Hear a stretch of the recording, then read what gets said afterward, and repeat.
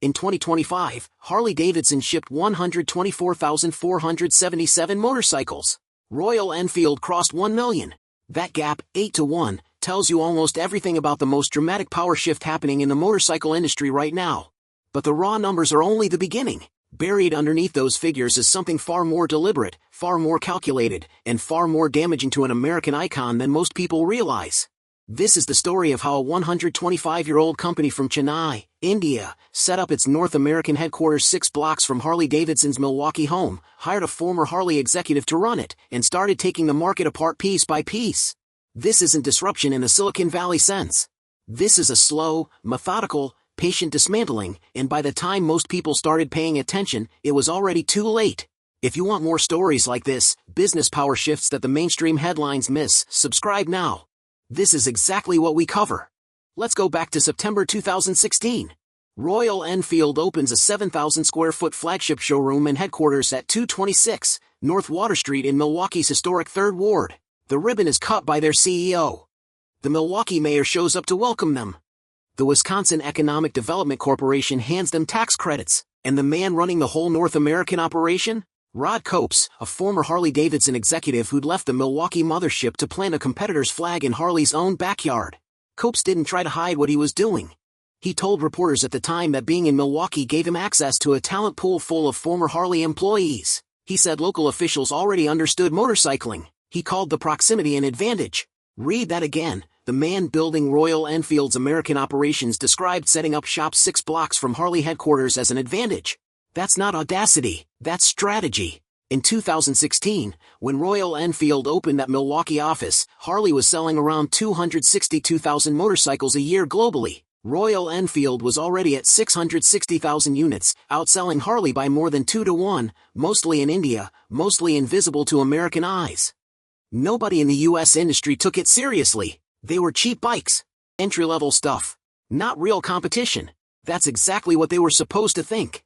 Look at how Eicher Motors, Royal Enfield's parent company, operates, and a pattern becomes clear. They are not in a hurry. They spent years building manufacturing capacity, deepening dealer networks, and, critically, obsessing over community.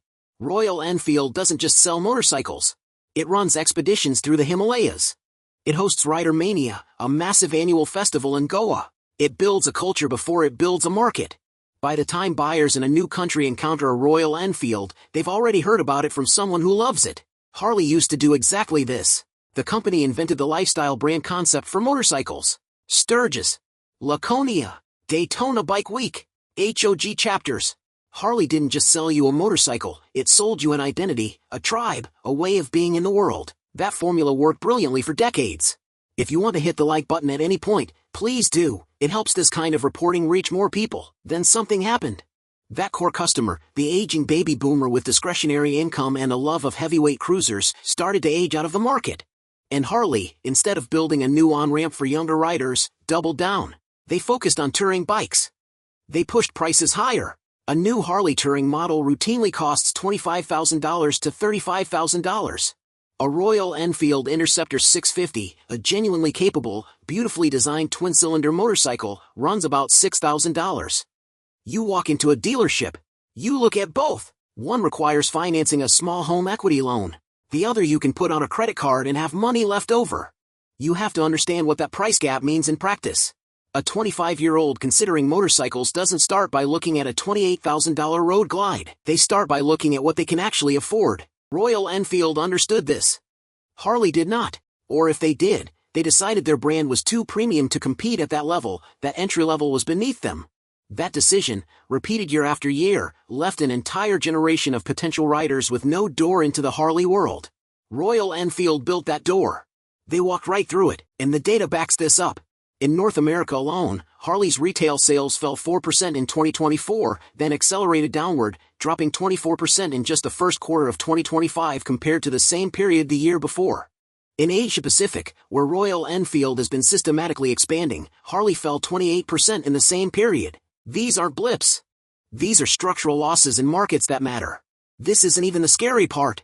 In 2025, Harley's motor company posted a full-year operating loss of $29 million.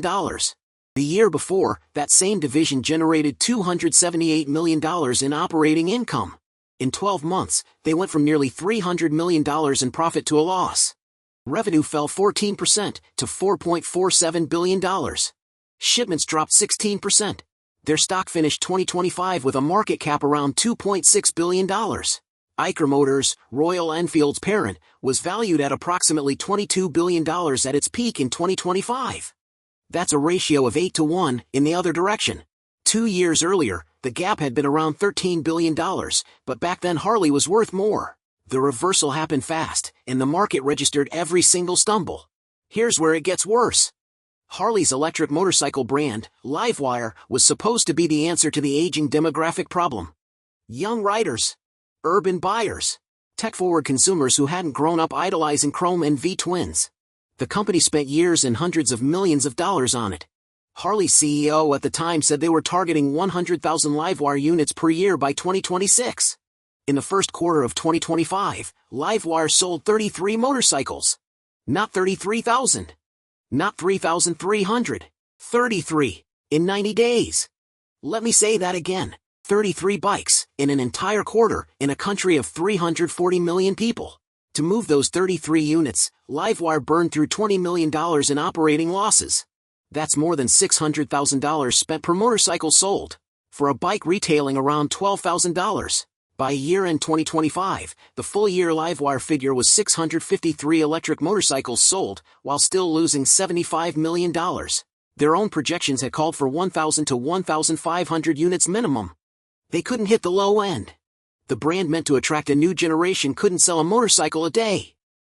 The reasons aren't hard to find. A Livewire starts around $12,000. For that price you get roughly 95 miles of range.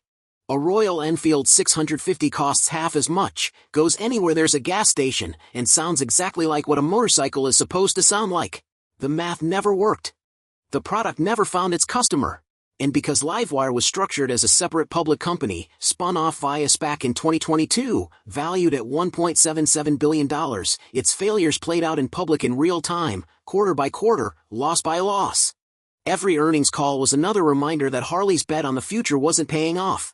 And then, in August 2025, Harley announced its new CEO, the man who would lead America's most iconic motorcycle company into its next chapter. His name is Artie Starrs. His previous role was CEO of Topgolf. Before that, global CEO of Pizza Hut. There is no public evidence that Artie Starrs has ever ridden a motorcycle. This is not a personal attack. He grew Topgolf revenues 50% in 4 years. He expanded Pizza Hut to 18,000 locations across 110 countries. These are real operational achievements. But there's something almost cinematic about the contrast. The company that spent 122 years defining what it meant to ride, built by engineers who lived the machine, now handing the keys to a man who ran a venue where people hit golf balls into nets while drinking beer. Meanwhile, Royal Enfield's leadership rides. Their CEO has done it publicly, with journalists, through mountain passes. He talks about bikes the way someone does when they actually love them. That gap, between a motorcycle company run by a rider and one run by someone who's never been on a bike, may be the single most honest summary of how we got here. Royal Enfield closed fiscal year 2024 to 2025 with 1,002,893 motorcycles sold worldwide. Eicher reported its best ever revenue, up 14.1% year over year. International sales outside India rose 29.7%. Operating margins sat at 28%, better than Harley's margins in their good years. By December 2025, monthly domestic numbers were running 37% ahead of the prior year. They are not slowing down. They are accelerating. So how does a brand this powerful, this culturally embedded, with this much history, arrive here? The answer isn't one catastrophic decision. It's compound failure, a dozen smaller errors made over a decade. Pricing that chased premium buyers while leaving the entry point unguarded. EV bets placed on a market that wasn't ready. A customer base that aged out with no replacement strategy. Leadership hires from industries that had nothing to do with motorcycles. And a competitor planting roots in Milwaukee in 2016 that everyone saw and nobody believed mattered. That's the verdict. Not fraud. Not a single bad quarter. Harley Davidson failed the slow way, by trusting, for too long, that what had made them great would be enough to keep them great. And while they trusted that, a company from Chennai sold more than 1 million motorcycles in a single year and set up its American headquarters in Harley's own city. That office at 226 North Water Street is still open. You can walk in today, see the bikes, book a test ride. 6 blocks from where Harley Davidson has been making motorcycles since 1903. The mayor welcomed them. The state gave them tax credits. And the man now running the Harley comeback came from Topgolf. If this breakdown was valuable, subscribe. We cover business stories like this every week, the ones where the numbers tell the story that the press releases miss. The next video is on screen right now.